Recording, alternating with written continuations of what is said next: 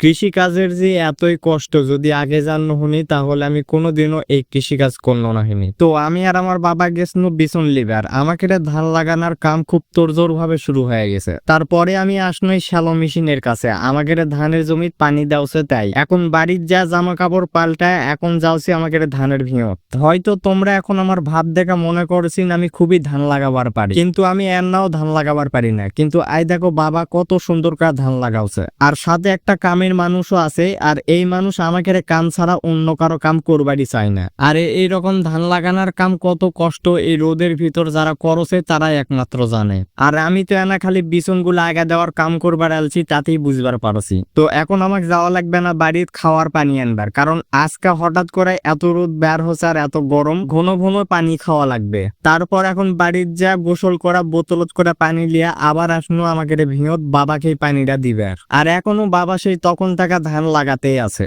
আর পানিটা এইভাবে আবার পানির ভিতরে ঢুকায় রাখনো যেন ঠান্ডা থাকে।